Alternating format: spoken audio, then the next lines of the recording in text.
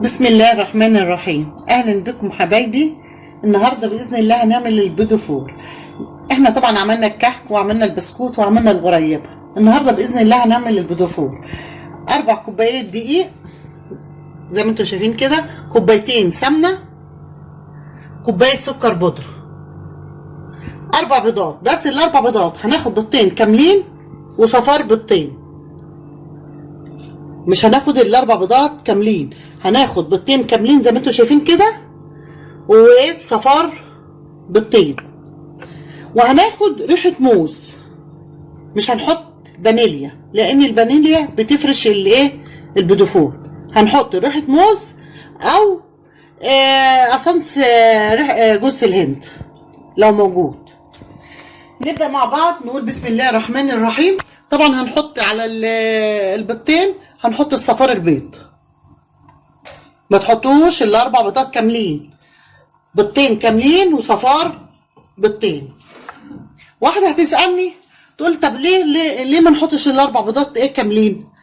لان البيضتين الكاملين مش هنحط بيكنج باودر، وصفار البيضتين التانيين بتخلي البيدوفور ناعم كده وجميل.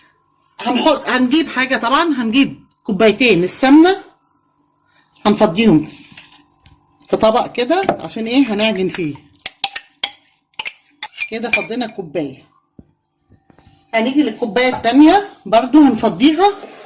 طبعا اللي عندها مضرب كهرباء تعمل بيه، اللي عندها عجانه برضو تعمل فيها، اما انا هعملها بالمضرب السلك العادي كده. فضينا كوبايتين السمنه. طبعا ممكن بدل السمنه تعملوا زبده اللي يريحكم. نمسكها نضرب السمنه ضربه كويسه كده،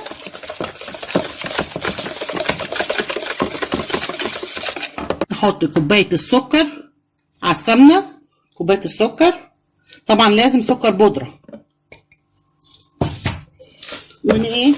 دنينا نقلب لغايه ما تبقى كريمه قبل ما نحط اي حاجه تانية.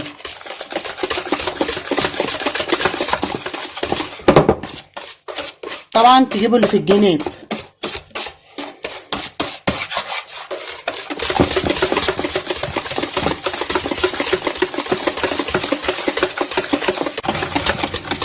زي ما انتم شايفين يا حبايبي، بعد ما ضربنا السكر مع السمنه بالشكل دون، هنعمل ايه بقى؟ هنجيب شويه ريحه الموز هنحط على البيض. طبعا مش هنحط الازازه كلها، هنحط نصها بس كده. بعد كده هناخد بيضه بيضه، مش هنحط البيض كله برضو، هناخد واحده واحده ونضرب.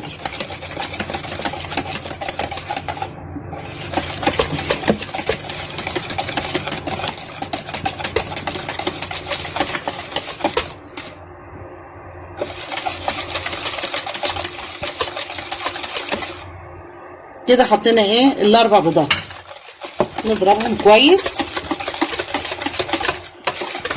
اهم شيء تجيبوا اللي في الجناب بالشكل ده. نعمل ايه بقى تاني؟ هنجيب الدقيق هناخد كوبايه كده،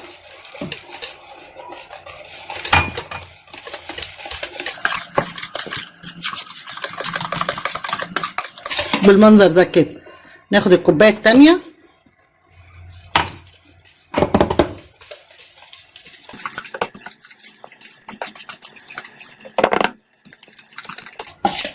ناخد الكوبايه التالته،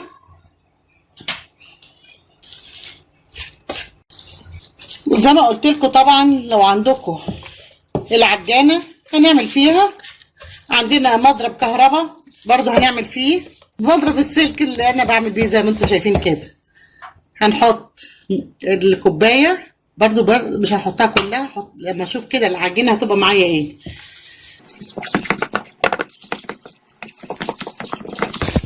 زي ما انتم شايفين. هنحط بقيه الكوبايه، يبقى كده حطينا 4 كوبايات الدقيق، كوبايتين سمنه، كوبايه سكر بودره، 4 بيضات، بيضتين كاملين وصفار بيضتين، وريحه الموز وحطينا 4 كوبايات دقيق.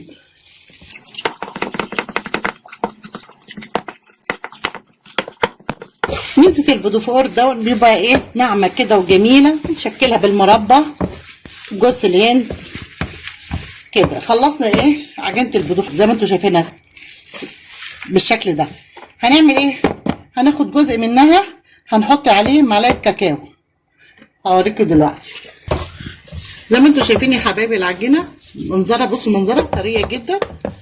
هناخد نص العجينة طبعا زي ما انتوا عايزين نصها ربعها زي ما انتوا عايزين كده. خدنا نص العجينة الابيض اهي بالشكل ده كده. هنيجي عند النص التاني اللي في الطبق هنحط ايه نص معلقة كاكاو بالمنظر ده كده وهنقلبها.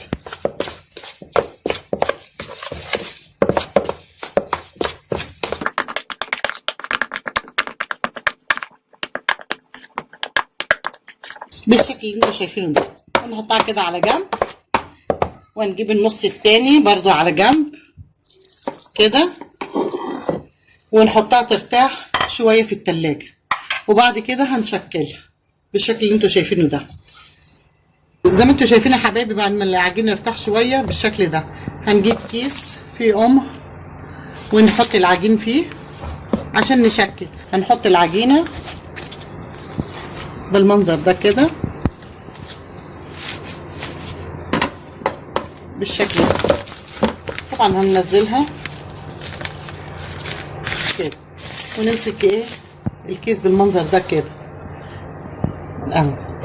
طبعا هنجيب صينيه هنحط فيها ريحه زيت بسيطه، نمسح كده ما نكترش الزيت يا دوب حاجه بسيطه بالمنظر ده كده. هنيجي هنا بقى ايه نعمل الرسمه اللي احنا ايه عايزينها. هنعمل كده نقول بسم الله الرحمن الرحيم بالمنظر ده كده كده.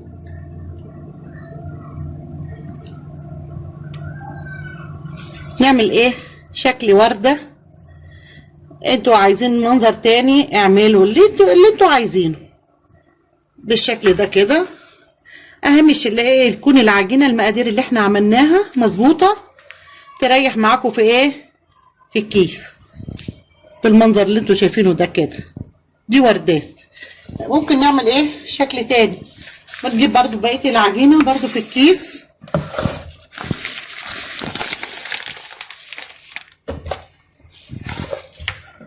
نحط في الكيس كده.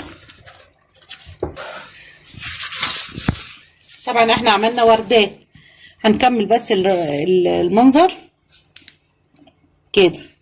هنعمل شكل تاني. ممكن نعمل ايه منظر تاني كده كده.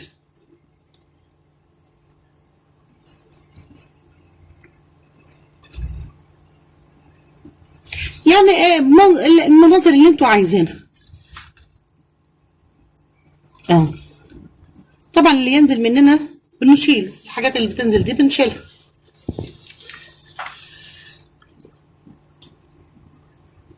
واهم شيء ما نلزقهاش جنب بعض، نسيب ايه مسافه كده بالمنظر ده كده. ده البودوفور الابيض. هنعمل بقى طبعا ايه بالكاكاو. دي صينيه ايه اللي عملناها. هنعمل شكل ايه كاكاو زي ما انتوا شايفين يا حبايبي. جبنا ايه البني اللي عاملينه بالكاكاو. برضه هنعمل ايه ورديات بالشكل ده كده. لازم نسيب ايه ما نلزقهمش جنب بعض. وهنعمل برضو صوابع طويله كده بالشكل اللي انتوا شايفينه ده. هندننا نعمل لغايه ما نملى الصينيه. زي ما انتوا شايفين يا حبايبي دي الصينيه اللي عملناها بالكاكاو. ودي الصينيه اللي ايه العاديه. هنعمل ايه هندخلهم الفرن يستووا. بعد ما يستووا هوريهم لكم. زي ما انتوا شايفين يا حبايبي بعد ما طلع من الفرن بالشكل ده. طبعا ايه ما بنخلوش يحمر من تحت يا دوب الشكل ده ومن فوق يبقى ابيض كده. ايه عايزين بقى نزوقه. هنزوقه بايه؟ طبعا من عند العطار بنجيب الحاجات دي من عند العطار. وممكن والشوكولاته برضو بنجيبها وبنعمل لها بنسيحها دي برضو ممكن تعملوا منها في شوكولاته بيضه وفي شوكولاته بني زي ما انتوا عايزين، ومربى وجوز الهند. ده اللي ايه اللي هنزين بيه البدفور. هنجيب المربى، هنمسك الواحده كده ونروح حاطين عليها حته مربيه مش كتير يعني صغيره كده بالشكل دون اهو، ونجيب التانية عليها بالمنظر ده كده ونقفلها، ونيجي من الجنب كده برضو نقصها مربى. وطبعا تختاروا المربى اللي ما يبقاش فيها حتت، يعني زي مربى المشمش دي بتبقى سهله. انا بقى اللي موجوده عندي دلوقتي تين عامله بيها بالمنظر ده كده، وهنيجي هنا هون ونروح عاملين كده هتدينا المنظر الشكل ده.